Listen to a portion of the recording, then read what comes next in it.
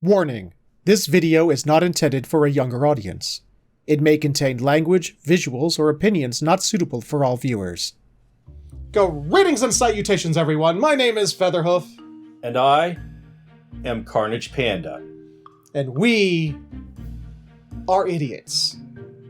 Speak for yourself. Talking about animes. For Anime Talk, week 11. 11D. 11D10. Yeah, so we have a bunch of new animes. We stopped watching all the old ones because... Because week 10 was just so depressing. I was like, oh, why are they all so bad? Well, not all, but most. Week 10 was depressing indeed. Yeah. How do we feel about week 11? Were we still depressed? Yes. We were. I wasn't. I was having a good time. No. No, we were not depressed at all. No, week 11 definitely was like, oh shit, we fucked up. Time to write better. Well, most of the way. But mostly. At least one anime did not get the memo. No, it didn't. No. It was like, while they were passing out the memos that said, write better this week. And they were all like, got it, chief. I don't think that the writing was the problem. Well, it partially was. It was and it wasn't. Well, fine. But it wasn't, and... They went around like, with the memos that said, do better. And one show in particular did not get that memo. Okay. But otherwise, it was a very good week. Very good week. Before we get into it, though, I'm going to say this at the top. Apologies, we won't be back next week. Whatever could you mean? Well, first off, we're entering the holidays, and I will not be here next week for us to watch the animes in order to record them. So, our finale episode's going to have a 1 week hiatus. It's a 1 week delay. Which is, hey, seems to make sense, seeing as every video game and anime out there right now seems to all be getting their fucking delays. So, hey, It's so all are we. true. All true. Yeah. But that's then. This is now, and we have 6 episodes to talk about. So, anything else? Anything that might have happened elsewhere, perhaps, or Elsewhere in Animu. Oh, there actually is. Yeah, so I watched this a long time ago. Oh, and I'll just throw that out there. I went didn't know he had one. I was in the bathroom earlier, contemplating my navel, and I was like, TMI. You know what? TMI. I was like, you know what? I should definitely, shill this show because I love this show. Were you telling this to your navel? Yes. I was like, hey, navel, guess what? And my navel was like, what? And I was like, this show is really good, right? And it was like, yeah. See, this is the difference between you and me. If I'd have gone, you know what, navel? And it'd have gone, what? I'd be, ah! Ah! Ah! But, that's just me, I suppose. You watch Goblin Slayer? I do. I did, yes. You know what? Yeah? You get used to it. True. So, anyway, are you a cute girl? No, I'm not. Do you like sports? Sometimes. What if you wanted to have the best sport in the world? What do you think it would be? Oh, no. Would it involve butts? No. Thank God. Oh, I thought you were talking Close. about... Oh, shit. Close. Okay. All right. I'll give you another chance. Would it involve badminton? No. Oh, okay. How about tanks? Sports? Yes. I'm already intrigued. Please, go on, because I'm in the dark on this one. Yes, so Girls Doing Panzer is the best cute girls doing cute thing in anime ever. Because they are doing a school sport called tankery. Huh. And what do you think tankery entails? Blowing each other up with tanks? Yes, blowing each other up with live ammunition. At a school? A high school sport. Those PTA meetings must be amazing. What the fuck are parents? these are just high school girls. You don't need parents. Okay, all right. So while Karen is elsewhere, we just have, high school girls getting inside tanks, doing the maintenance on them, and then shooting live ammunition and trying to not kill each other. Oh, it's like the Batman Arkham series, where you can hit people with 500 mile per hour, concussive rounds and totally not murder them. Yeah, so if you're a cute girl and you want to get in a sport that has more testosterone than most men have, this is the show for you. Go watch it or don't, but I will just deny your existence if you do. That last sentence was so confusing, but I'll go with it. So that's your recommendation? That's your Elsewhere in Anime News today? Yes. All right, then. So, with that out of the way, let's move right along. So, Featherhoof, guess what? What? I actually wanted to see how rushed Assassin's Pride was. So... What? You mean all the rushed storytelling and rushed rushed art and rushed to production Assassin's Pride is rushed? It just may be. How rushed is it? I went and read the manga. And I use that loosely because there's no English translation. Really? For like the first 10 chapters that I saw. So I had to go with the next best thing, which was Portuguese, which I don't actually have the best reading skills in. But I did take Spanish in high school and university. So they're somewhat similar, but not quite. So I had to guess in some places. Okay. But yeah, it's incredibly rushed.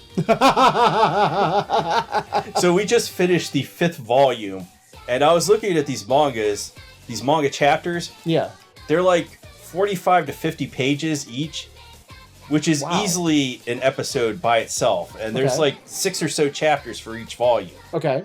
So essentially, by the point you get to the same point the anime is in the manga, it's at like chapter 20 something. Jesus. So that's like 20 episodes worth of material condensed down into 8 episodes because the one episode was anime original. Okay. Well, here's a question. Where they're having the slumber party and... Oh, God, with the mystery, the missing heart thing or whatever. So, here's a question, though. Was it stuff that they could take out? Was it stuff that was like, oh, this is stupid, let's just remove it? Or was it actual character development and stuff that they should have left in? They should have left it in. And they should have taken some stuff out. Like what? We talked about this, and I'm not even going to talk about it. Like what? Come on! No. Come on, tell us! Okay, so...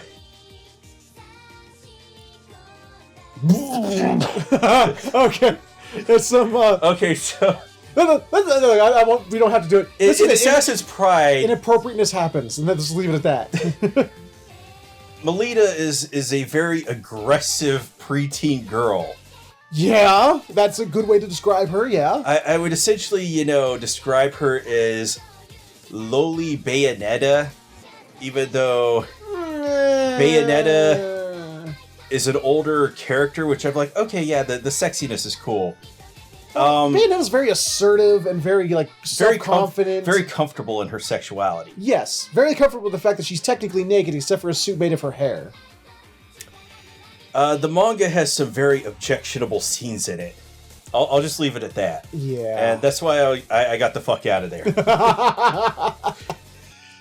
So that rushedness, that very rushed feeling that the show's been giving us so far, does that continue today? Probably. I don't know. We've only got 3 episodes to go through what's probably going to be 100+ pages of manga material. Well, definitely, because, each chapter is like 45 to 50 pages long, so... Yeah. The thing is, this episode introduces all this, political intrigue between the houses and the families and this mysterious group trying to defunk the Angel family and all this other stuff, and it's like, we're gonna fit all of this intrigue and backstab and all this stuff in the next 3 episodes! While they're also doing this other plot at the same time, with them in a library.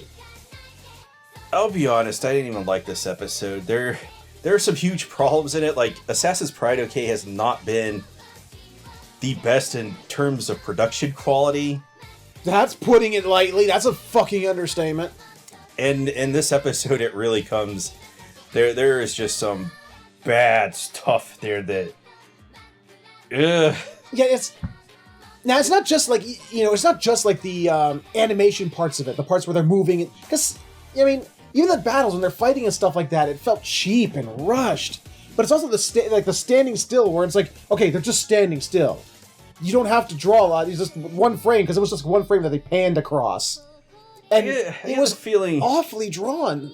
That somewhere out there, the production committee was like, we're going to give you this much money, but it's not going to be enough.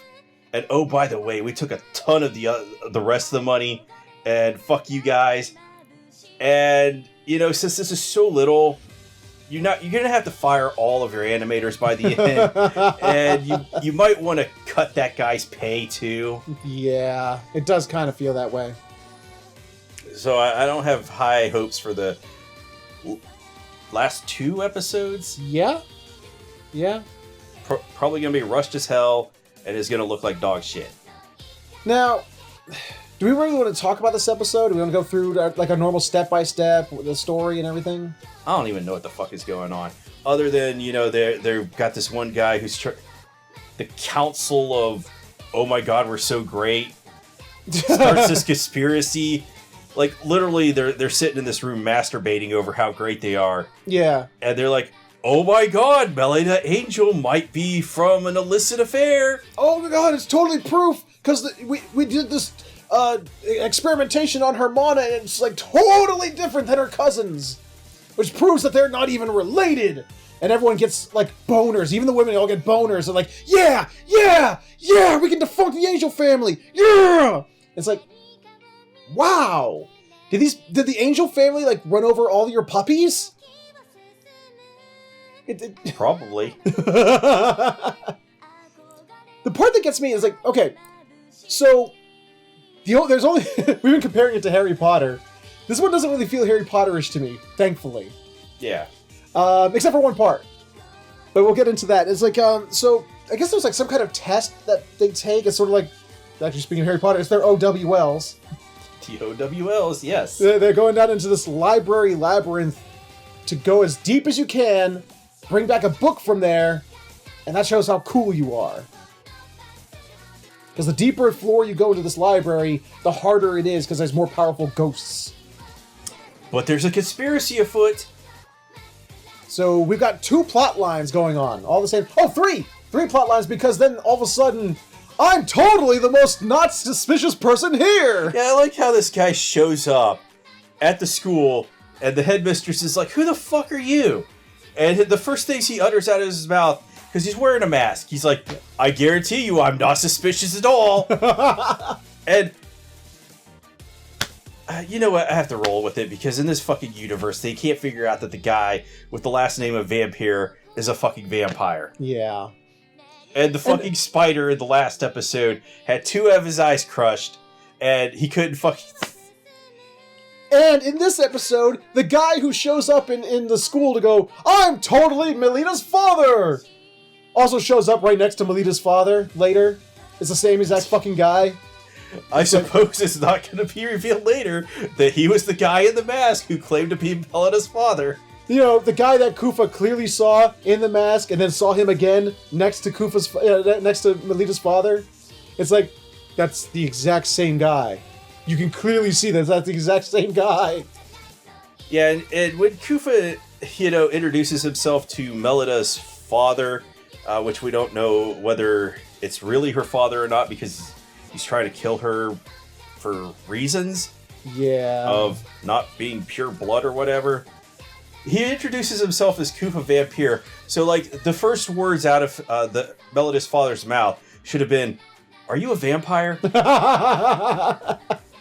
But no, nobody has this level of common sense in this world.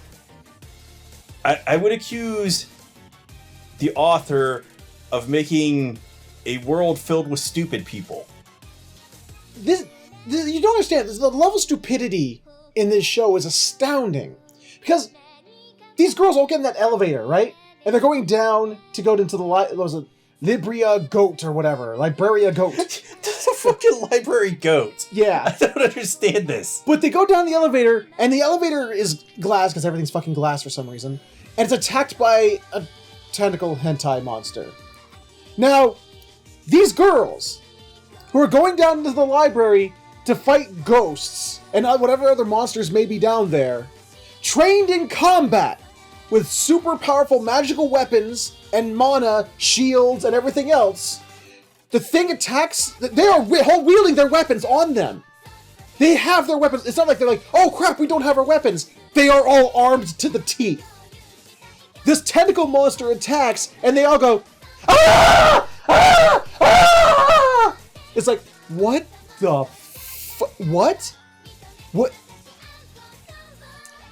And in the very next scene, they're attacked by ghosts. Melita and Elise are down, safely got down after the elevator was destroyed. Yeah, I don't understand this part because the tentacles attack them like they were going to cause them harm or something. Yeah. But all they do is deposit them on a lower floor. Yeah. And then it's as if it didn't happen. And then when the ghosts arrive for them to fight, they're all like, we got this! At least it's not Tentacle Monster. It's like, really? What is this, the law of tentacles or something? I mean, really? I didn't get it. I didn't get it. These are girls who were prepared to go down to fight fucking ghosts and monsters, and they went, oh no, not these! I'm just going to assume that they cut this part out because it's probably in the manga, and it's probably objectionable material. I don't know. All I know is it was stupid. They kill the ghosts. Yeah. And Melita's in her bloodlust or whatever over killing this ghost. She's like, this is so fun! Yes! Elise is all like, super strategic. She's like, okay, I gotta be careful about fighting this ghost. She's, dodging and parrying and everything like that.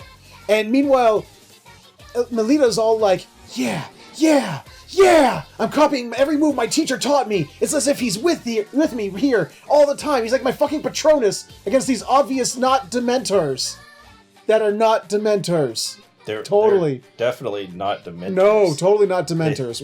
Nope. Nope, couldn't be. Nope, totally not. And I love because after they fight him, Elise is all like, oh man, after just fighting two of them, my sword's all chipped up and shit. Fuck. Even though it looked perfectly pristine. And like, man, if there'd been 4 ghosts, we'd been fucked. And as if God was up to say, oh really? It's like 10 ghosts show up. And then the Diabolus girl and the, who the fuck is the other girl? The sister of the main dude who's trying to fuck over the Angel family. I don't even remember her name or her class. Well, they saved them, and that was the end of the episode. And, I just wanted to keep watching this show as a guilty pleasure. Yeah. But it's more of like... It hurts. It does, because there are the trappings of something great in this. Yeah. But it never goes to that the glorious spot. Yeah. Like, we've got this great world building, which we've, almost completely forgotten about. Yeah, with, lycanthropes and we've got world with no sun or chandelier moon. World, and all the lycanthropes and stuff. Lancanthropes. Whatever. Whatever.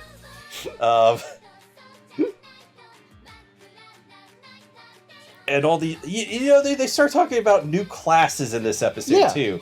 Like, what was it? Spartacus or whatever? I don't remember. The Gladiator. Yeah. Was another class, but... Since this is such a rushed adaptation, we're not seeing any of this cool stuff. Yeah. And the animation and art quality is getting butchered at this point. Pretty bad. It's not even funny. Horribly off model. Yeah, there are some that it's just like when the head mistress was talking in front of the assembly of students, it was just like, oh god, what happened to your head? Jesus.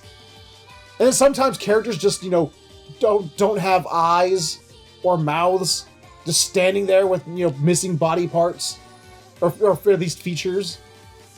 It's like what is going on? This is like one of those mangas I like to read, and as I'm reading it, I'm like, this is pretty bad, but, shit posting about it is pretty fun. Only, it's hard to shitpost about this. Yeah. Why? These are my thoughts anyway. You know, I don't have any more to add about Assassin's Pride. I got nothing. It was a bad episode. I mean, among a continuing growing number of bad episodes. There's like 11 of these light novels out there, and they're trying to breeze through as many as possible. At the shortest, I don't even know if they're going into novel 6 now. They might be going into novel 10. I don't know. All I know is that it doesn't feel right. It feels rushed. Again, exactly what you said, either last episode or the episode before that. What was that? Is that this show needed a longer runtime. Yes. It needed like 20 some episodes if they were going to do this. Yes. Because you're supposed to feel for these characters and their relationships, but the only feeling I get for any of the relationships is just sort of, ugh. Because it doesn't flush any out. It's just like, anything that involves building a relationship with any character in the show is like thrown away in one sentence or in one scene and then moved on from. So tune in 2 weeks from now when we probably shit on this show again. Yes. But in the meantime, let's move on to the next one that we may or may not shit on. Coming up next is Keimono Michi Rise Up, which, speaking of rushed, Jesus Christ. In any other anime that has like a tournament arc or anything like that, they would spend a whole episode, sometimes more, on a match. Or even building up to it. This episode does the build-up and 4 of the 5 matches all in one episode. This show is giving me exactly what I want, but not in the way I want it. What? I found over the course of the season that I want to watch, a Shonen battle where they're just using wrestling moves. Yeah. And having wrestling matches inside the ring, and it's just completely ridiculous. Yeah. I got that in, this week's Fire Force. Yeah. Because this guy, pulls up some train tracks and has, a ladder match with it. Oh, is that what that was? You sent me some screenshots. Yeah. I'm sitting looking and I'm going, what the fuck is going on? He has a fucking WWE match with this guy instead of just fighting him, with, some kung fu or jiu-jitsu or something. And it was the most amazing thing ever. But in Keimono Michi, unfortunately, I want this. I wanted fucking wrestling.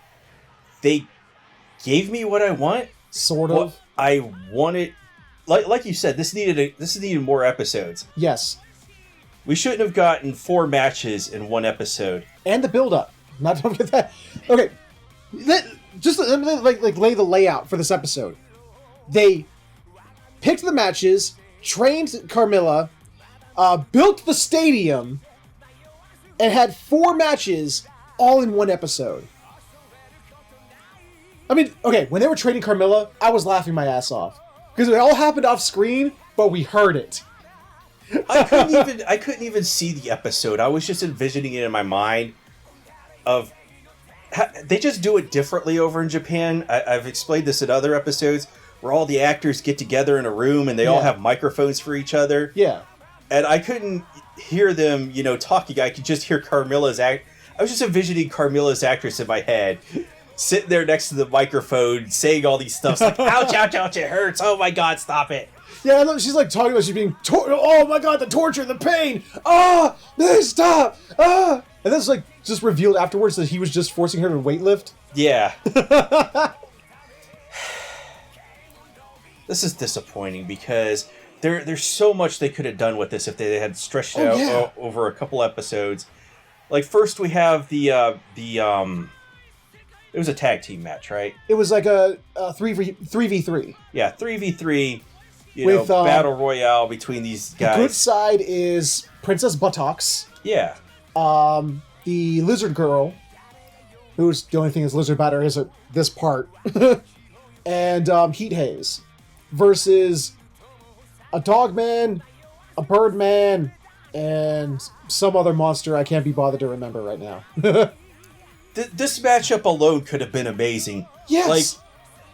I'm just going to bring it up again, like the WWE, where they just distract the referee. Yeah. Like, give me that. Give me that. Every last one of these had potential. And we're going to go through them. They're the potential that was lost here. Because they could have, like, we had Princess Buttocks and her, finding out that she is a masochist. Yeah, she has a kink for being humiliated, as she's now learning for herself. And we got Heat Haze, who's like trying to prove like I am a hero of the Hunters Guild, even though the announcer introduces him as the fake hero. Yeah. And it could have been this great character building moment for all three of them. It would have been awesome as they, go through their bits and the match drags on. They're working through, fighting through each one of the guys. But like two of the monster wrestlers don't even get a chance to be shown. Like in the ring, they beat the crap out of one of them. Like first Princess Buttocks doesn't even get to do anything. She runs at the guy, gets tripped, and falls out the ring to show her butt again. I could have done with the joke, but I could have done with more wrestling. Yes. Give me the wrestling, man. And then after she falls out of the ring, Heat Haze and Lizard Chick they win. They just... it was awesome. The one scene where Heat Haze is like, he takes up the slack and he's like holding beating down the guy. And another of the monster guys tries to save him. And Lizard Chick just comes from the side and drop kicks his face. And then German suplexes him and it's like, oh god, this is so awesome. How cool would this have been if they had dragged it out like you said, like a WWE match. Where they're like turning to the audience going, yeah! And like just pulling that shit. Like I said, distracting the referee and pulling out a chair or something. I wanted all the dumb shit. Like, it's just missing the ladder matches. Yes. People hitting each other with folding chairs. Cage matches. Come on. So the good guys win the first round, which took all of 20 seconds. Second match is the Kobold Husband and the former Orc King versus... Well, I can't remember what the fuck they fought. Because it was over before it began. That is kind of true. And what bugs me is after they win, and they do win, it like shows like, Kobold wife sitting there going, oh, my husband, I can see how the fire's lit in your heart again. Why is this important? You didn't drag it out. You didn't get into any of this. That could have been a whole episode in itself of, with flashbacks of like, her remembering her husband as he was and as he's falling into his depression, and becoming, a shell of a man that he was. And that's like bringing back the fire in his heart and stuff like that. And her getting all moist over it. But it's like, this one is just, he wins the match in 13 seconds flat with his partner. And she just gets all moist over it. And it's like, there's no context for any of it. This does depress me because I think the Kobold guy has one of the most interesting character designs. I love him for whatever reason. I mean, I still don't call them... I mean, I only call them kobolds because the show calls them kobolds. They are not kobolds. They are just dog people. He's basically a swole dog. Yeah. And come on, he could have had a match with this guy. Mm-hmm. Give him a folding chair so that he can hit these guys. And then, do that curb stomping shit they always do, and maybe Sparta kick somebody. It's like the Orc King... No, they don't do anything. Like the Orc King when he fought against Genzo earlier in the season, and they were having a real wrestling match, and it was awesome. He gets thrown away in this episode. It's just like, he does a couple of lariats with... he fights side by side, almost arm in arm with Kobold Husband. And it's just sort of just like... Where was the cool build-up? Like, even Genzo even says it, like, in the previous episode, where's the it's like, this isn't wrestling yet. Where's the rivalries? Yes, where's the rivalries? Where's the dumb drama? Yeah, that has none of it. It points it out that it needs it, and then doesn't create any of it. Where's the dumb shit where they're just, like, picking each other up and throwing themselves out of the ring onto the tables of the announcers and them going, oh my god, the humanity! Yeah. Then we get Wolfgang and Cat Lady and versus two abominable snowmen. And that's over, and it's supposed to be funny, haha. Like, literally, there was no fight. It's just, they were standing there, they're going, oh no. And then it's the jump cut, and they've been defeated. And then we get the, penultimate matchup of Carmilla versus Rose. Now, this was They did almost... put a lot more effort into this one, and Yes. they gave us something. Yes. They gave us that dumbass slap thing they always do to the chest. Slap. Bam! Which is just the dumbest looking thing ever. Now, this but was it's cool hilarious. because Carmilla was using real wrestling moves. Yeah. I loved watching her do this shit. It was just like, oh my god! Like, she was like Rob Van Damming this fucking match, and it was amazing. I loved it. Like Rose like shoves her off and like beats her, and she like falls into the ropes, and then uses the momentum to come back and just gets into her. It was like, oh my god, this was a wrestling match. But the problem is, it was a minute long. It's the longest match by far, by only being a minute. They have that one move that Carmilla uses on Rose, and I thought it was a great work of animation. Oh yeah. But it didn't last long enough, and I was just... It's like when you eat something and it's just not filling enough. Yeah. And you're like, I wish there was more of that. But what I loved is they even went into the cheesiness of wrestling, because after she thought she's won, she's like, yeah, look how badass I was. She turns to the audience like, yeah, look at me, woo! You know, giving the opponent time to get up, you know, and should have been a continuation of the match. You know, but no, it just Rose gets up and just beats her with a German suplex. And, you know, next week is the last episode, so it's just going to be the title match between Genzo and... Animal Mask versus Demon Lord. Yeah. And maybe they'll give us something better than they gave this episode. I hope so. But, oh man, my disappointment is immense. See, the problem with this episode, this show was a comedy, okay? Yeah. We got some comedy in like the first 5 minutes. And pro wrestling would work right into that. Yes! And we got comedy at the beginning for the first 5 minutes where Camilla's being trained and all that, and it's fun. Like I said, it's fucking hilarious to imagine the voice actor she's just sitting back there while the other three, Shigure, Hanako, and the bank guy, are sitting there like talking about... Claws, yeah. They're sitting there talking about, you know, setting up the next tournament and everything, and in the background is just, here's Carmilla's voice actor, she's in like a booth right behind them while they're in the room, just screaming, ah! Oh my god! Stop it! Oh, my pain! It was so fucking funny. And you just have to imagine it because they're just sitting there, you know, talking out their lives, and then Carmilla's actress is off to the side just going, ah, la, la, la, la. And, like, I think the last funny thing is, like, when Genzo tells them, we're not doing this for the money, we're doing it, for, you know, because we're men, and we do this because, you know, we're awesome, and, you know, for the thrill of the fight, for our honor. And they're all like, in Claus like, and for the money. And they're like, oh, everyone's like, we don't do it for the money. It's like Genzo said, we're doing it for our honor as men. And then Genzo's all like, and I can finally, get enough money to open my pet shop, so I'm totally doing it for the money. And they're like, what? Okay. But once the wrestling starts, comedy ended. They just stopped. And it was like, there was so much opportunity that they just didn't go into, and it was depressing. I mean, yeah, it would have had to take multiple episodes, which would extend it into next season, but my solution would be cut earlier episodes. Yeah, because there was Just completely useless cut them out. episodes. There were completely useless episodes that could have been done away with. Like, why did we need the Griffin episode? That added nothing to the story. The backstory... Well, no, we did need the backstory with, you know, the vampires and everything, so we did kind of need that, but there were some other useless episodes that we didn't need. But it's just...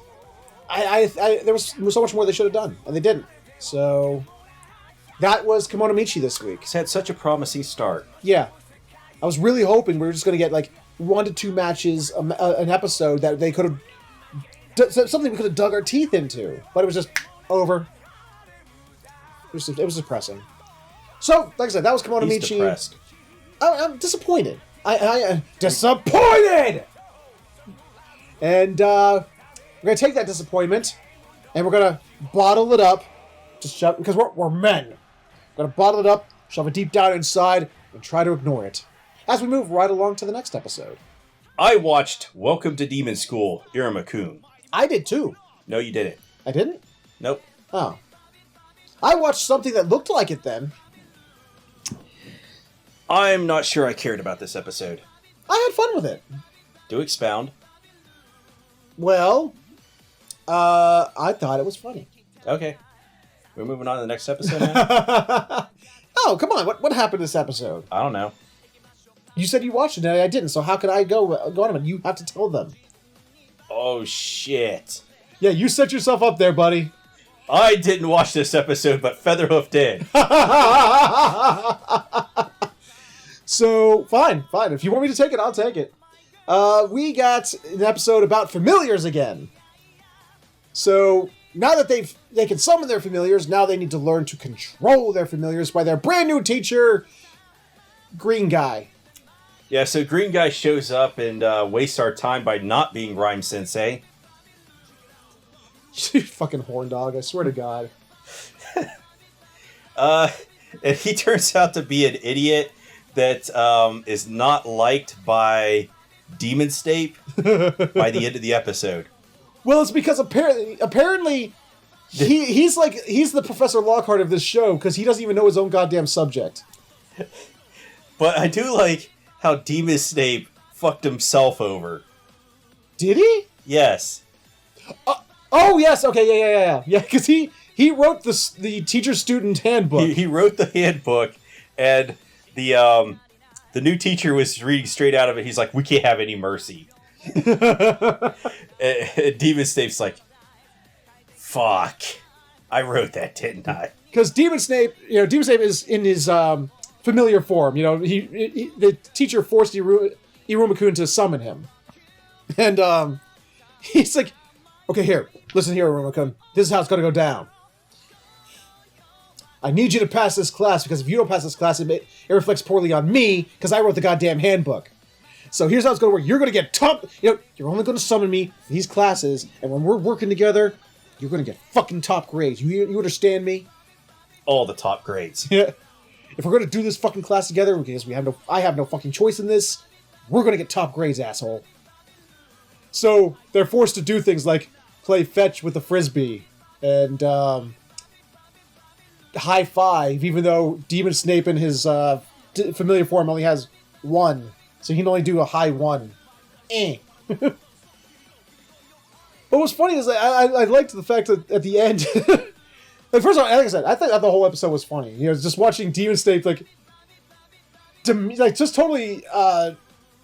because every fight, everyone knows that that's Demon Snape, except for their current professor, because he didn't show up for orientation day. Yeah, he didn't show up for like the first couple of weeks of school. And then he looked up at his calendar and he's like, "Oh shit, am I supposed to be at school teaching people?" You know, and if you did this at any other job, they'd be like, "Dude, you haven't shown up for days. You're fired. What are you doing here?" This is not true. I was working at the same company as my nephew. Okay. And my nephew decided not to show up for 2 weeks. 2 weeks of no call, no show. And they're like, "Where the fuck is he?" And then he shows up after 2 weeks. Oh, God. And he's like, "Yeah, I was on a sabbatical." Damn. He still had a job after that. Wow. But, yeah, so... I actually did like there was that one teacher, I don't even know who the fuck she was. She was just random female teacher who's all like, every time she sees Demon Snape, she like says, what'd she say at the end of the episode? She's like, "I so wanted to like snuggle your fuzz," or Is something she like a that. teacher? I thought she was a student. She was wearing a teacher's uniform. Really? Yeah. I don't know who she is, but she was wearing a faculty uniform. Are you talking about the blonde hair girl? No. Oh, we're talking about somebody else different then. She had like a long ponytail. I'll take your word for it. Okay. But what I liked at the end is, because like, the teacher is clearly not teaching them how to use their familiars properly. And Demon Snape just comes up, and like, he's all like, they all think he's all cute and cuddly, so he has no power. He actually just knocks the shit out of both Asmodeus and Sabnox's familiars. He's all like, "Fucker, you're teaching them wrong! You don't even know your goddamn subject." He's like, "Look, only one of you around here has this right. You gotta fear your familiar. Because your familiar can attack anyone at any time. It's like, so you gotta keep them in control with this bond of friendship." Maybe not friendship. Because the teacher's all like, but, if they disobey their masters, they get shocked and stuff. They get punished. He's like, "Yeah, if they disobey their masters, not anyone else. Dumbass." Loophole. Yeah, he was definitely a this. If we have Demon Snape, we totally had Demon Lockhart. Yeah, that was an episode. I enjoyed it. Like I said, it didn't disappoint me like Kimono Michi did a few minutes ago that we just talked about. You're very correct on this assertion. I cannot counter that whatsoever. It was amusing, it was entertaining, it was funny, and there wasn't a thing in there to disappoint. So, although if I had one complaint about it, I think that it was one of those things where they're like, "Oh shit, we wrote this episode, but it's only 17 minutes long. Shit. What are we going to fill the rest of this episode with?" And they just like bring in like the first 5 minutes from the next episode for the rest of this episode. Yeah, where they're headhunting the freshmen of the class or something. Yeah, apparently the clubs. Yeah, I mean, every school has their clubs. Yeah, chess club, archery club, anime club. I know, but apparently in the demon world they're called battlers. Yeah, and they had actual clubs. Yeah, there was the science battlers and the Yes. flying battlers, and So apparently they're just going out to haze their underclassmen. yeah, because the way like Asmodeus is all like, it's like, hey, maybe we should join a club together. He's like, and eventually he talks Iruma into it. He's like, oh, okay, cool. And he's like, you'll do it? He's like, yeah. So he sets them up like right in the doorway so that he's like, what are you doing? He's like, oh, this is like the best way so that the incoming students can see you. So apparently the way you don't sign up for clubs in the demon world in Bablis. The way you get into a club is they find you. Not ominous at all. No. In fact, what's the next episode called? Like headhunting for newbies or something like that? Headhunting for underclassmen or something to that effect. And it's all like, okay.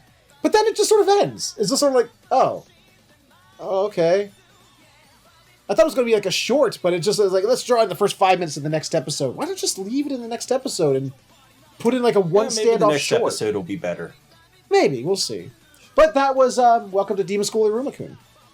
I liked it more than he did, apparently, but it wasn't the favoritist of things we watched this week. We have 3 other things that we liked better than that. So I think, any final thoughts? Yes, but also no. You wish to expound upon those final thoughts you may or may not have? No. Okay, then with that, let's go ahead and move right along. Coming up next is Fate Grand Order Babylonia, which almost got what we wanted. We almost. Unfortunately, as much as I like Quetzalcoatl, or how do they say it? It's like Quetzalcoatl. yes, Quetzalcoatl. They do an auto with their Quetzalcoatl. She almost gave us what she wanted. I love Quetzalcoatl. I don't know. You said last week you weren't exactly a fan. I like her character design. It's just the voice that I love the kind of voice. irritates me. I'm a big fingernail guy, at least for women's fingernails. Okay. Because I don't crow them out at all. I have I don't pretty either, short. no. And I like looking at them in anime to see if they do them because Okay. not every show is created equal. Right. And some people are just like, fingernails? What the fuck are those? But yeah, I like them that she has green fingernails, Yes. painted, and Yeah. she has these, gems on her and her necklace and stuff. Oh, yeah, she's designed really cool. However, the shark teeth, maybe a deal breaker. Well, we almost got our prayers were almost answered because Jaguar Warrior is along for the fight. They basically this episode just starts with like Merlin's like, "Go! I'll fight all the monsters in the jungle so you can get to Quetzalcoatl." He wasn't fighting monsters in the jungle. Yes, he was! He was just doing the protect me thing again. No, he wasn't. Just with more clever, No, he was out there. You saw him. He fired a big blast of energy with his thing, and it caused an explosion. He was fighting things. Fighting things. Well, he wasn't in. He was not in the fight with Quetzalcoatl. He was out in the jungle fighting shit. fighting the monsters. He was. Okay. But I love it because like this episode just starts with like we're getting right into the battle with Quetzalcoatl, and she's like, oh yeah, big sundial behind me. Yep, that's the source of my power. You break it, hey, I die. You win. Here's the sword that'll break it. Go on, take it and see if you get past me. Get up there, I dare you. So we can take the axe. So if you want that axe of Marduk that you're somehow going to take back with you. The axe of Marduk. So apparently they're foreshadowing that sometime in the future they're going to end up getting a kaiju or Ultraman or Gridman servant or some kind of Gundam. Yeah. I don't know, because the axe of Marduk is fucking huge and nobody can wield it. Nope. There's no one that big. I mean, I'm sure Gorgon could. Probably. But I think she's the only character shown in this show so far that could. That has the size. Yeah. I mean, I could see someone like Gilgamesh maybe having like the power to like levitate it with his hand and like just chuck it. Maybe. Well, we'll get to that, but so this fight is actually, first off, the fight is cool. I love this fight. The way that the camera's sweeping around is like Quetzalcoatl's just bouncing all over the goddamn place. So the fights have always been cool in this show. Yeah. It's one of the strong points. However, the artwork in some spots in this episode has taken a hit. Yeah. Now, fortunately, they are taking a 2-week break after this. Yeah. So they'll be able to correct it for the continuation, which, surprise, we won't be covering this show anymore this season. Sorry, but it's their fault. They're taking a hiatus, not us. Well, actually, they're taking one, but still, that's beyond the point. It's not going to bother me. So we got Mash, Anna, Ishtar, and Jaguar Warrior all fighting against Quetzalcoatl, and they can't do shit to her. Yeah, this is the Quetzalcoatl solo episode. She solos everybody. Goes 1v4 and crushes them. It looked like it's a fight of like a level 99 versus 4 level 20s. 4 level 1s. No, they weren't that weak. One of them's barely even wearing any clothes. By choice. So therefore, she went by the anime rules and therefore has the highest defense. She was the tank. Mash may have had the shield, but she wore too much clothes. So therefore, her defense was not very high. Anime rules. Anime rules. Okay. But again, once again, Anna is like... They've made this big mystery around Anna. Ooh, who is she? Why does she hate humanity? Where's her master? If she was summoned, who summoned her? All this thing. But every time we see her do anything, especially like the past 5 or 6 episodes, it's like, I'm Anna! I'm gonna do the... I like how whenever somebody gets hit in this episode, it just sounds like a fucking nuclear explosion went off. It's like, okay, guys, we know that you like the bass, but maybe it's not appropriate that somebody is getting just completely demolished. Way over the top. Now, this is sad because I want to like Anna. Her design is cool. I like her character. But in this episode, Jaguar Warrior did more cool things than her. Like, get totally crushed and She obliterated? was like... That was really cool. Well, that was cool. But I mean, watching her like flip around and trying to attack Quetzalcoatl and everything like that, she actually had a pretty decent couple-second fight. Until she just gets totally, blown out of the arena. It was funny because she was like, please don't kill me. Like, what did she keep calling her, Cuckoo? Yeah. It's like, don't kill me, Cuckoo. And we both of us were like, yes, Cuckoo, do it! Do it! Yeah, so the Jaguar man gets totally just fucked up in this episode. She pile drives Jaguar Warrior into the ground face first, and we're like, yes! She caved her skull in! Yeah! But then she starts talking and moaning and twitching, and like, damn it! She's still alive! However, Quetzalcoatl does solve this by telling her to get the fuck out of here. Well, yeah, eventually, after the fight's over. But it's like, damn it. Which was, that made me laugh so hard. But yeah, it's like... So, I'm going to make a point, though. Okay. Even though Jaguar Man is annoying... Yeah.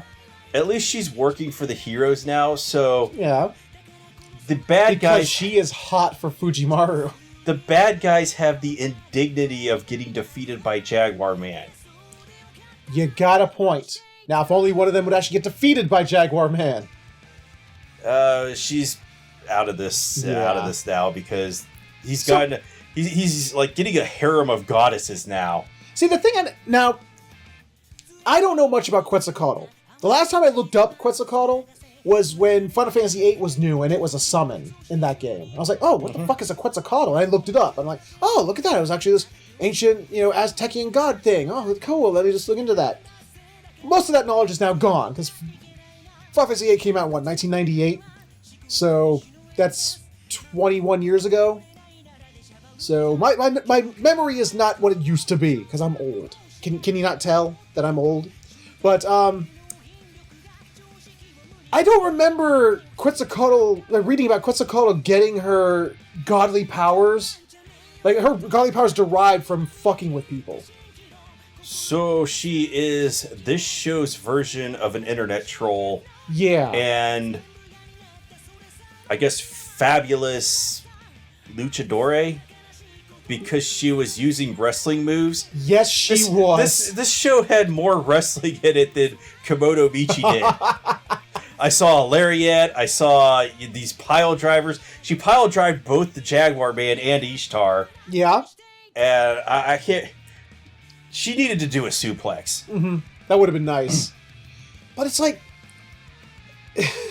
I mean, look, I love Quetzalcoatl. I do. But it confused me. Like, oh yeah, see? The thing that gives me joy in life, that gives me that drive, is just fucking with you humans. I don't hate any of y'all. I love y'all. Because you know how easy it is to fuck with you guys? It is amazingly how easy it is to fuck with you guys. So, unfortunately, Quetzalcoatl loses the battle because Fujimaru goes up to the top of the temple and he's like, you know what? Fuck this. And he throws away the sword and he's like, Ishtar, come here. And apparently his plan was to drop the atomic elbow on Quetzalcoatl from like 200 feet in the air. Which would have been fucking amazing if he had landed it. If he had fucking landed this, it would have been the... I would have like not even talked about the animation errors at all. I would have been like, nope, doesn't exist. Best episode of the season. But not only does he not land it, they don't even show the outcome. Apparently he just passes out halfway down. And Quetzalcoatl, I guess insinuating Quetzalcoatl caught him and brought him down safely. He wakes up in her lap. And I love what she says. She goes, why did you do that? I wasn't being serious. Because she say something like... No, she said, you didn't think I was going to dodge that? Well, no, she didn't she say something to the fact that you took me too literally? Because she's like, he was like standing at the top of the Aztecian temple in front of the sundial. And she goes, your spirit and your courage aren't high enough. So he literally goes higher, using Ishtar, like literally. And she's like, you took me too seriously. You realize I could have dodged that easily. And she's like, he's all like, I knew you would. He's like, how do you know I wouldn't? Because you love us humans. And then she just goes, correct answer! You win! I'm on your side now. There's part of me that wishes we lived in an alternate reality and he had caved her skull in with the fucking elbow from the sky. This would have been glorious. I mean, I'm just like, when he was doing it and he jumped off, I literally was involved in my head. I heard Jerry Lawler going, oh my god! From the top, bro! From the top of the cage! Fucking amazing. It would have been fucking amazing. It's like that fucking guy from Star Wars said, we were on the verge of greatness. We were this close. What guy from Star Wars? I don't know. It's like Rogue One, or maybe it was Episode 8 or something. It's right at the beginning. I don't remember it. But okay, I'll take your word on it. But as awesome as this episode is, then she, like, as Quetzalcoatl joins, like, I'm dissolving my partnership in the Three Goddess Alliance. Oh, and Jaguar Man, you're out of the group. Jaguar Man's like, but I want to be part of the group. And she's like, no, get the fuck out of here. So you're on the B team now. Get the flying creatures, get Marduk's axe, get it to Uruk. You're not part of this group anymore. So this episode is a vast improvement on the last episode. Not only did we get to watch Jaguar Warrior get the shit kicked out of her, but we got to watch her get kicked out of the group too. Yeah. I love it. But then they go back to, Ulrich, and they're like, we're so awesome. They're all talking about, like, oh, we're going to get a huge reward because we did such a cool thing. We're going to come back with all the men that she killed. We're going to come back with all of them and, replenish the forces, and everything was going to be good. But then... And then Siduri runs out. It's like, oh, it's so sad. It's so sad. And like, what the fuck's going on? He's like, Gilgamesh! And then credits. Yeah, and then in the post-credit stinger, Gilgamesh is just like... And then he wakes up and he's like, oh, fuck, I'm dead. Fuck. He's like, what was it? He says like something like, I was just taking a nap and I wake up and Kerr? The fuck? And then he has to, I love because he actually, what's the word I'm looking for? He actually scolds himself. He's like, wait, this isn't a time for joking. I'm dead. Why am I dead? Somehow I feel like this isn't going to stick and he's going to get out of this. There's just a little...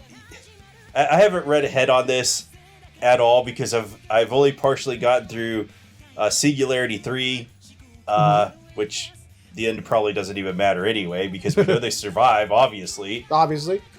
But then there was that one little, like, weird... There was one tiny little subplot. Well, two tiny subplots. One where it showed Ishtar's true form or whatever. I don't know anything about this. Blonde-haired chick with like a skull and spine necklace. Yeah, her appearance changes completely. She's wearing a different outfit. Yeah. While she has blonde hair. And then there's the other subplot of like, what's his name? The current leader of Caldera? Oh.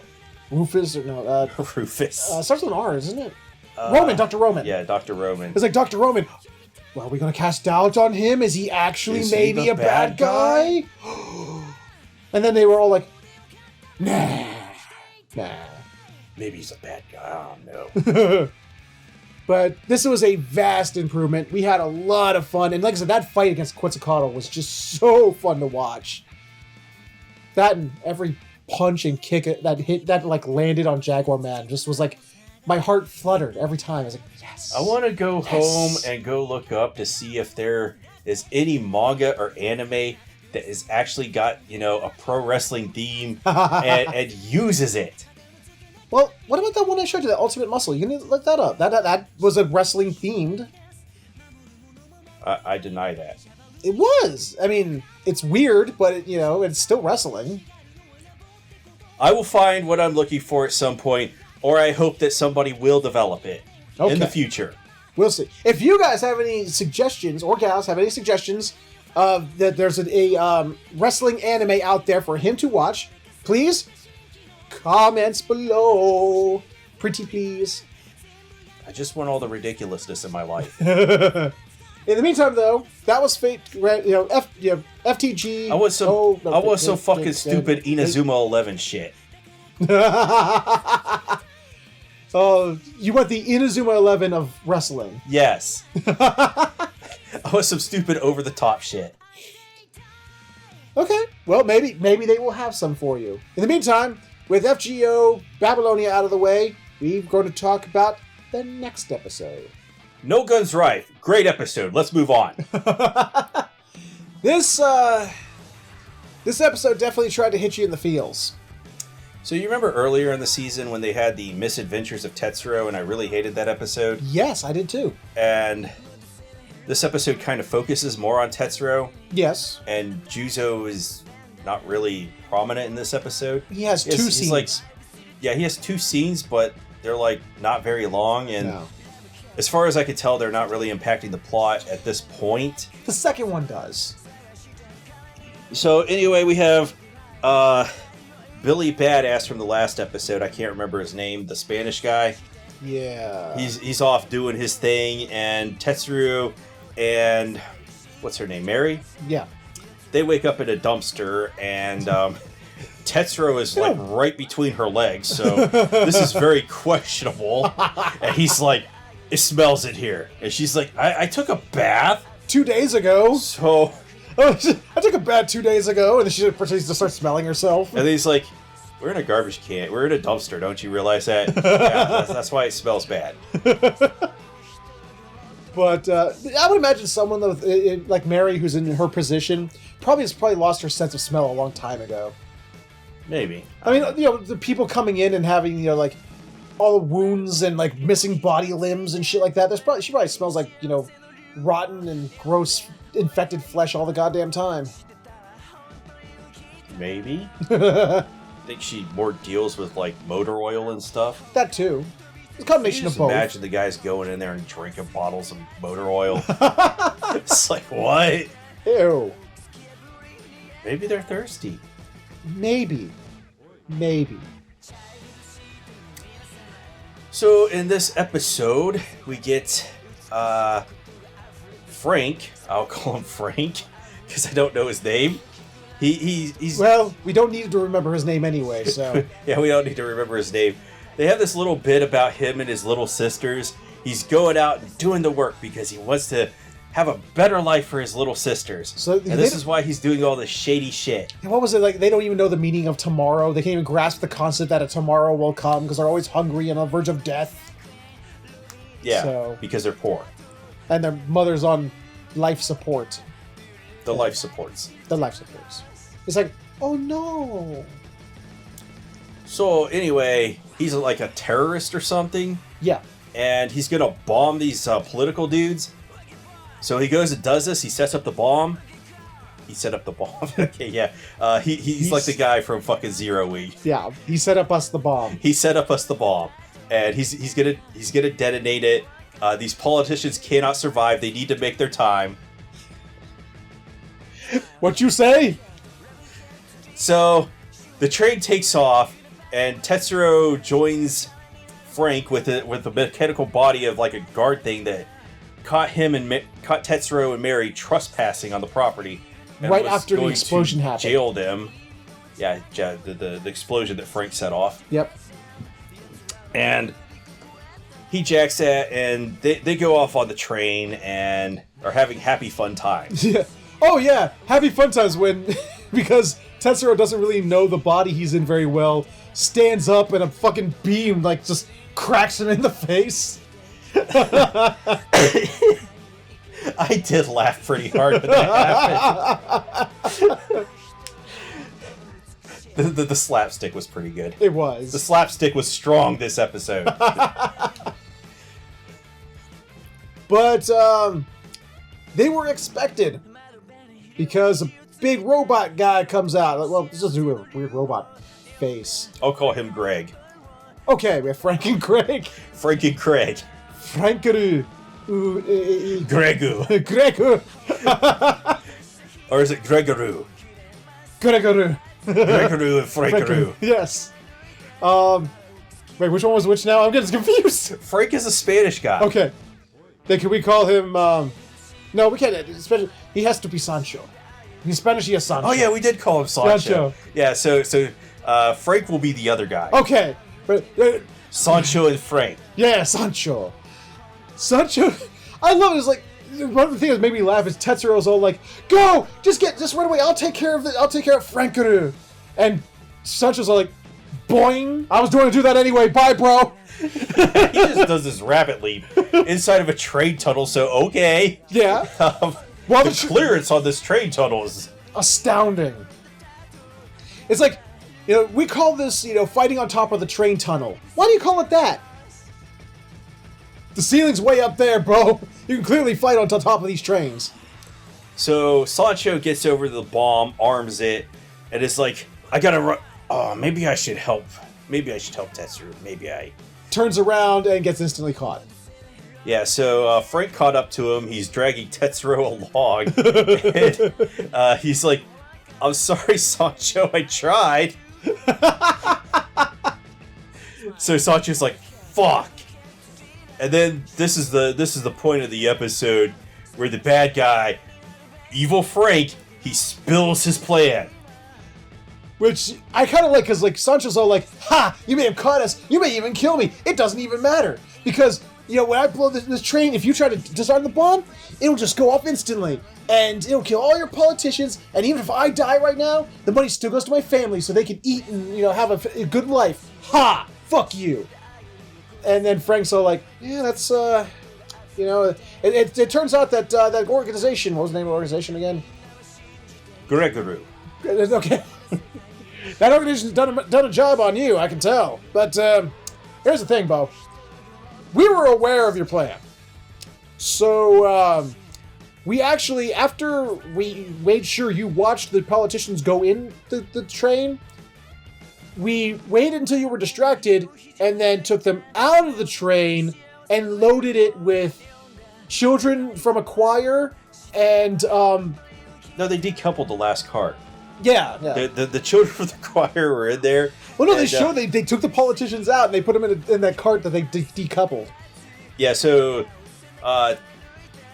meanwhile, Tetsuro and Mary are actually still back where the decoupled car is. Yes.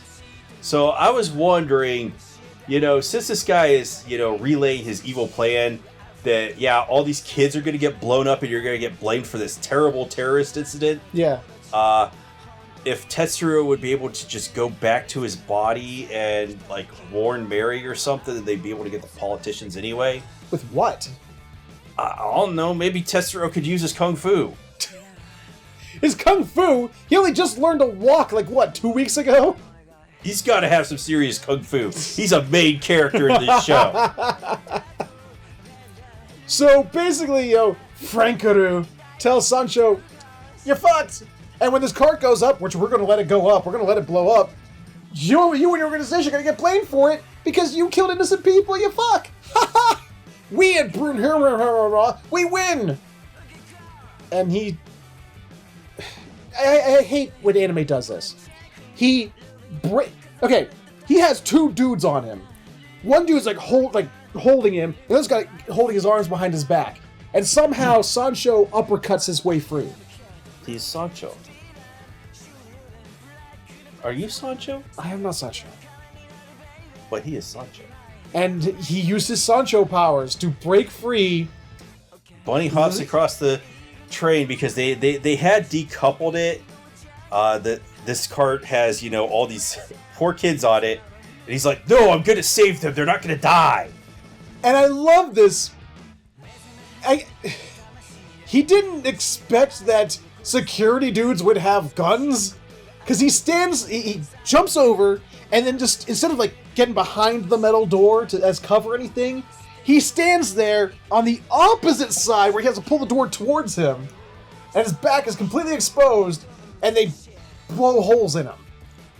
Well, you can never accuse Sancho of being the most intelligent person in the show. Granted, I will give you that. Yeah, he takes a lot of bullets, and then Frankaru's like, haha, got you. So he's going to make the ultimate sacrifice and yank the bomb off with his one last good hand and chuck it off, just grab it and chuck it. Wow.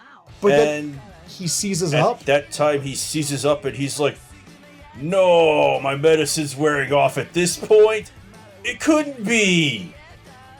And then Tetsuro's all like, fuck this shit, and puts his harmony into overdrive, controls completely broken and destroyed body he was in, to leap across and grab the bomb in midair and chuck it further up into the air. This is one of the most nonsensical points in the show, but okay. And then grabs Sancho. Yes. Grabs Sancho and jumps into the river. Because, people who are riddled with bullets and made of metal would do well jumping into a river. And Frankaru rides off into the sunset. Yes. And the children live another day. Yay! But you know who does not live another day? Frankaru? Sancho. Yeah, poor Sancho. He's battered, he's beaten, he's not dead yet, and he wants Tetsuro to take him. He wants him to hijack his body with Harmony. And take him home. To take him home. And this is a really sad scene. He's talking about his family and I knew he was fucked. Yeah. I knew he was fucked because as he's walking along, he's still bleeding. Yeah, it's it's apparently Tetsuro is only controlling his metal parts, not his whole thing. Mary wanted to take him to the hospital. She's like, yeah, I can't solve this right here. I don't have the equipment. We need to go to the hospital, which is the most sensical thing that anybody said at this point. Yeah, but then he's he's like, no, I gotta go home. Yeah. Tetsuro, take me home. Just take me home. And they get outside the window, and he sees his sisters brushing each other's hair and being sisters. and laughing and stuff, and he gets to see them smile for the first time ever. It's like, yeah, I can die happy now. Hey. At least I got to see my sisters one last time. Eh. Eh. And he dies right there. And it was sad. It was very It was sad. just like the way it was sad. And it was sad. It's like the opposite, you know. It's like, and the peasants rejoice. You know? And the peasants rejoiced. And the peasants, what's the opposite of rejoice? And the peasants wept in sorrow. Wept in sorrow. Okay. Meanwhile, Juzo's doing something. Juzo was doing stuff. He captured the guy who hired Sancho. And beat him up. Yes. But then, like, the security, was it the Bureau of Security or whatever it was, comes up and arrests him. Yeah, then apparently this guy just wanted to give the employer of Sancho a really stern talking to. Because the weapons he sold to that terrorist organization, the anti-extended organization, whose name I can't remember off the top of my head, I think it starts with an S. You know, those guns he sold them were used to kill his family. So he gets a really stern talking to. And chucked into a car. And taken away. But not before he's like, oh, hey, yeah. What was it? Juzo's all like, so who was the one who hired you to hire him? He's like, what do you mean? You should know him better than me. He's like, it said his name was Victor, and he knew you. And Juzo's like, oh, Victor. And we're going, oh, who yes, the fuck Victor. is Victor? Who is someone? Yeah. Victor is a guy in this show that we don't know. Yes. And then he goes back to his apartment, which the door is just open. Now, at this point, I was half expecting him to just be like, you know what? Fuck this door.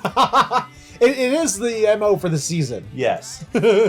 I was expecting this door to just be shattered completely, and we'd have to mourn for it. Oh. It was a character in the show, and it just had its death scene. We do mourn for it. We do mourn for it because it didn't get to live up to its potential. That's true. That's very true. It had one goal in life, and Juzo couldn't fulfill that goal. It didn't get blown up or smashed off its hinges. Anyway, Pepper is inside, having her fake tits hang out, and she's like, Juzo, I want to hire you. Well, she said, I don't know if she said you want to hire him, but she definitely said they had to talk about something. They got to talk about something. She's got the hots for him. So I'm sure we're going to get more of, Juzo looking at her boobs going, oh god, boobs. But, as he does for whatever reason. Which I'm kind of glad they dropped. They did it like one other time. Nah, it'll be back next episode, oh, God, I I bet hope you. not. I bet you. I was so happy they dropped it, but we'll see. But that was No Guns Rifle. No Guns Rifle. And definitely a fantastic episode. What did you say? The Misadventures of Tetsuro, Part 2. These aren't the misadventures, though. But yeah, this is the other one was the Misadventure. This is the Adventure of Tetsuro. These are the adventures. And I like it. It was a good episode. Raiders of the Lost Tetsuro, or... The Empire Strikes Tetsuro. Yeah, The Empire Strikes Tetsuro. The Last Tetsuro. Tetsuros. Aliens. Get it. Okay. Yay. Tetsuro 2, Rise of the Machine. No, that's 3. Damn it. Rise of the Machines. Tetsuro 4, The Revenge. Okay. Tetsuro 5, The Dream Warrior. Can we just move on to the next episode? He'll be here all night. Moving right along. And coming in at number 1 this week is definitely, and because it's the last one on our list we haven't talked about yet, Oresuki. Wow, what a surprise! I didn't see this one coming. What a twist! This was a return to form. Yes, absolutely. After fucking weeks of just being this weird, weak, like actually turning into a harem anime, this show actually was like, okay, yeah, we're still holding on to the harem thing, because that's what we built it up to be, but we're going to reintroduce the sort of like backstabby, third-dimensional chess sort of, like who's playing who, Clue style mystery thing. And it was like, ooh. I like the addition of this new girl because I think her name is Temporo. she was fucking hilarious. Or as Juro put it, this girl is a moron. Yeah, so I think and also a maybe meme generator. She's a meme generator. I think like last week maybe it was her doing the voiceover with Joro in the recap episode. I don't know. Because she's making all sorts of weird noises in this episode. And I think maybe it was this character. Either that or her and Himawari have the same actress. Possibly. All I know is that this starts off strong. It's like the first minute, it's like, oh, we're back. Reiski's back. Because it starts... And Joro's like dragged into the science room, and it has that slasher flick movie. I'll remember how it goes. What? The slasher movie? What? That little tune that plays like what was it in? Oh, I know what you're talking about. That old movie with Norman Bates. Oh, Psycho. Psycho, yeah. Ree. Yeah. It has that tune playing, and That was the cold open where he just got snatched to the science lab to this horror music. Like, what the hell is going to happen to Joro? We're introduced quickly to this new character, Tempara, something like that. So Temporo has this plan. And as she's describing her plan, Joro's like, oh, I get it. She's a moron.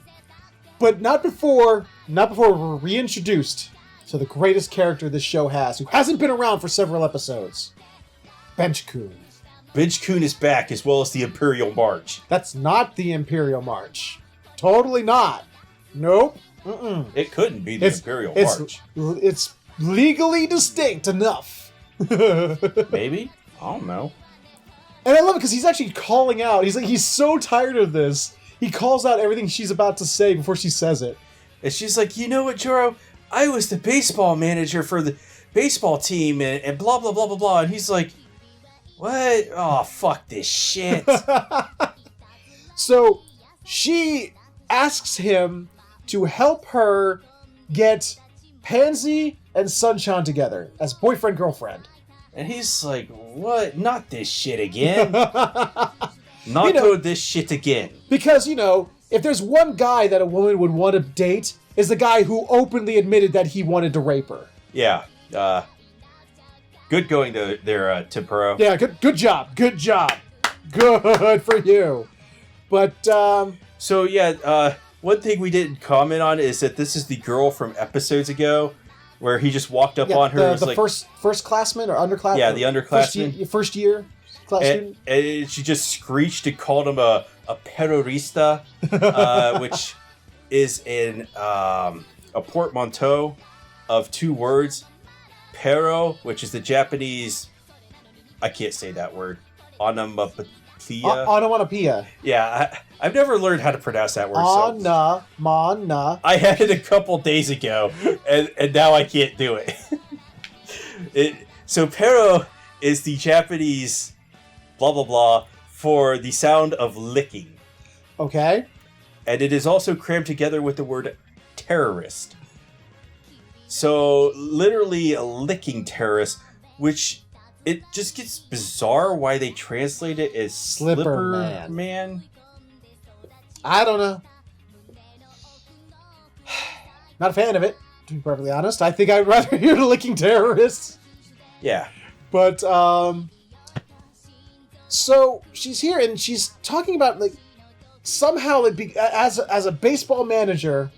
She, as the manager for the baseball team, which I don't know how was the first year student a manager of the baseball team. So they have this weird thing in anime, like in other sports shows like Haikyuu and Kuroko no Basket. Okay.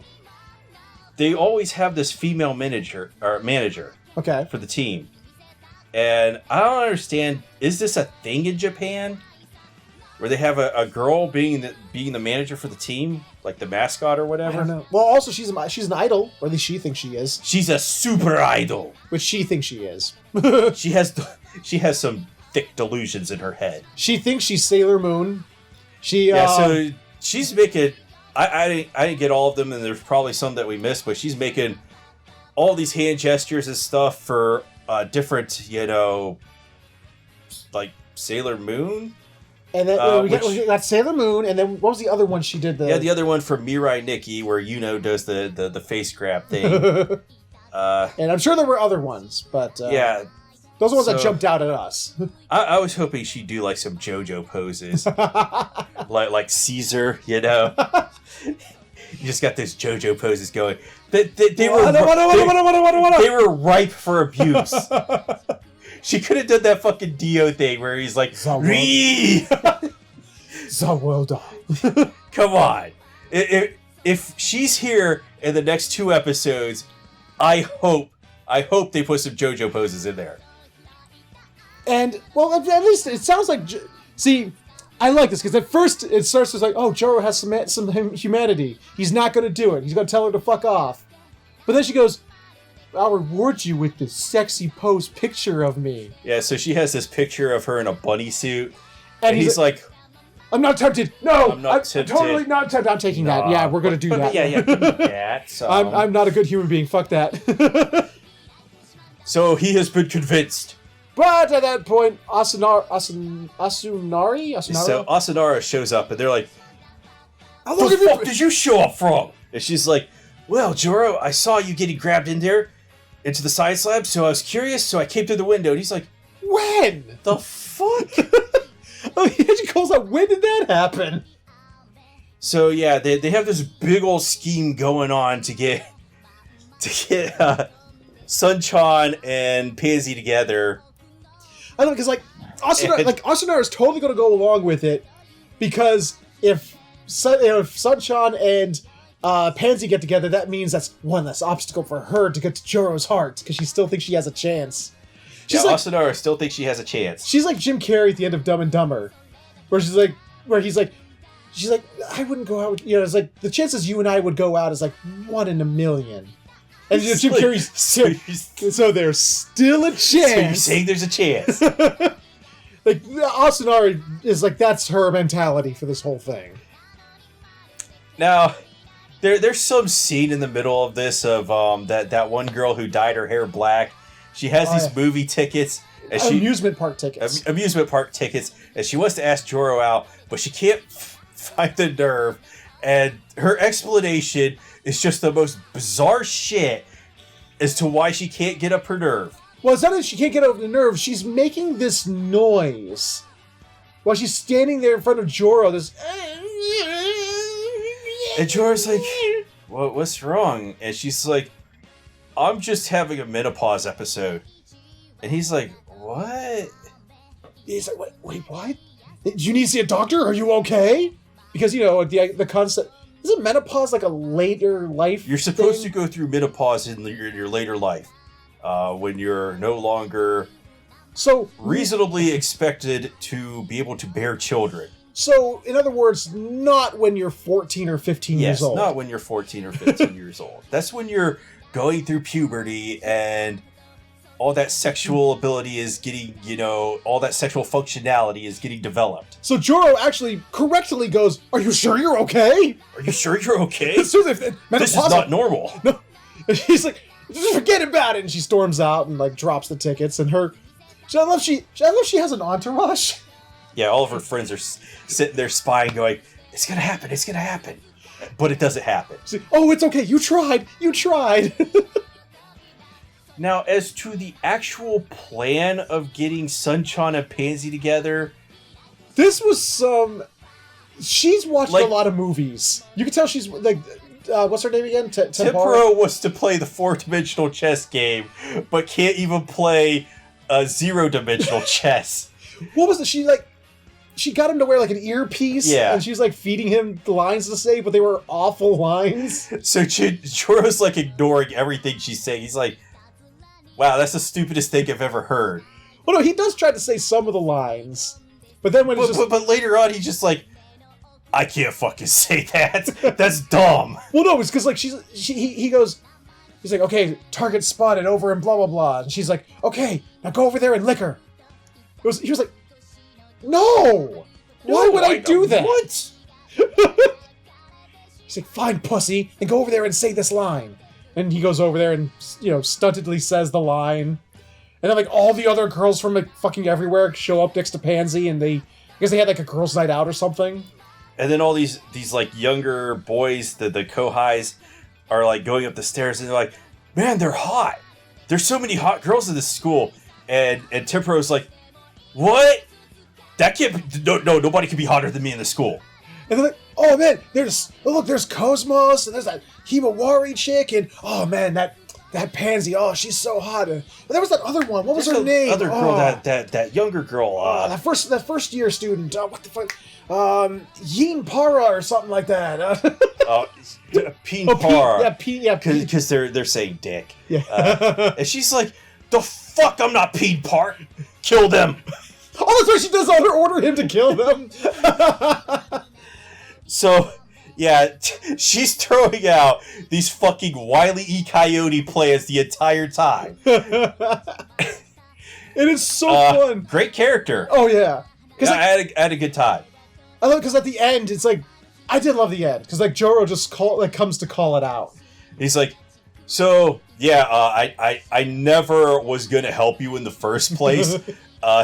You can't play this fourth dimensional chess because you have no fucking clue what you're doing. He's like, first off, I was at that baseball game. You said you were on the third base line cheering us on, right? It's like, yeah, I totally was. So what about it? Third base line is where you cheer for the other team. You were cheering against us, dumbass. No, the other team was on the first base line. They were like the away team. Yeah. So, yeah, he's like, your story doesn't add up at all. No, I'm not buying it. So to make a long story short, it turns out she went to school with Pansy at their middle school. And when she went to high school, she wanted to go to the high school where Pansy was. But she didn't recognize her. In the middle school, Pansy didn't have her disguise on. Which apparently she was a middle schooler with BLAM! Because she was like, I saw that beautiful girl on stage and instantly knew it was Pansy. So her whole plan was to get Pansy set up with somebody because... That's what they did in middle school, I guess? And she didn't want Pansy to be unhappy or whatever. Because apparently, like, boys would, like, tease her or something. Or people would tease her about not having a boyfriend or something. Or I was kind of confused by that part. Now, Tempero does rip off the greatest line as they're, revealing their plan and how they've spoiled all of her plans. And they're like, we got you. And she's like, oh, no, I'm only guilty of being cute. And then she runs off. This episode was amazing. Yep. Although I love the insinuation that Pansy made. Because she notices the picture in Joro's pocket, and she rolled a 20 on her thief skill. And she yanks it and put like a sleight of hand. Maybe she is a rogue. That's how she gets away with all of her stalking. Yes. Because she not only took the picture of Tempora, but put in her own picture into his pocket. He's like, I'm just going to be keeping this. Then he goes, like, wait, that's mine. Don't be taking stuff from me. He's like, don't worry. You can keep the one I slipped in your pocket. And he pulls out a sexy picture of her, of Pansy, insinuating that I'm pretty sure she understood the fact that he was going to go home and wank it to that picture. Okay. I think she basically, with that look and the smile she gave him. So she gave him fat material. Yeah, she was like, that's for you when you're alone. Oh, okay. We're just like, all right. Yeah, I get it. I totally get it. But I just love the insinuation of, you know what she was saying without saying it. Okay. But that was our number one this week. Absolutely happy this returned to form. I want more of this. I think the last time we got it was with Asunara. Asunara? What's the last vowel? What's the last vowel on her name? Oh, it's Asunara, okay. Asunara. Last time we got this was Asunara. I can't remember the last time after that we got any of this third dimensional chess stuff. And that was like episode 5. Or 6, maybe. Yeah, so more fourth dimensional chess. I want this girl to return just because of how looty she is. Yes. Well, she's not as looty as that one chick from Komodo Michi. Which one? The one who was very upset that Shigure didn't open up her Her yeah. collectible stand. Yeah. She did show up again for the lewds. But was so disappointed that she didn't have her stand up. Oh, but yeah, that was so good. I mean, if y'all don't understand why we love this show, I mean, seriously, watch it. Risky is so fucking good when it's on form. I mean, when it's not, it can get kind of dull, though. It really is hit or miss with this show. This does seem to be the problem with comedy shows, is that they're really hit or miss. I think the only one where they didn't do the whole fourth dimensional chess thing that I still liked was when they went to the water park. The completely original anime episode. The completely original, yeah. The one with the nip slip in it. Alleged. Supposed nip slip. Yeah, it's like... According to the recap episode. So, that was all 6 anime. We had a lot of fun. Hope you did too. But, hey, we got to finish this week out so we can start another one. So, let's get to getting. That was week 11 of Anime Talk. A much improved week over week 10. Much, much improved. Had a really good time with one exception. We had one exception that was awful, one that disappointed us, but the rest of it, good stuff. Good stuff. If there was other anime out there that we don't cover and you enjoyed, again, always let us know in the comments below. Let us know how week 11 was for your anime that you're watching. Fill us in the ones we're missing out on. I mean, like Beastars, which I really wish we were watching. It'll be okay. I want to watch it so bad. We'll get there someday. I know, but we won't get it here because it'll already have come and gone, which makes me sad. Those are the consequences of Netflix. Now. Fucking bullshit. Fucking bullshit.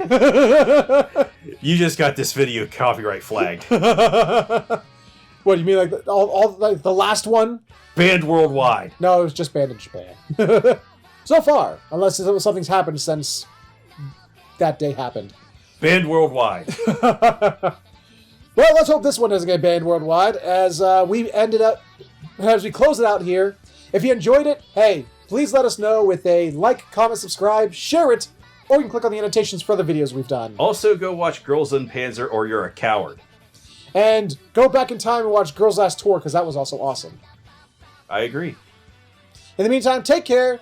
Have yourselves a fantastic morning, afternoon, evening, or sleep, whichever one you're heading towards. And we will see you all next time.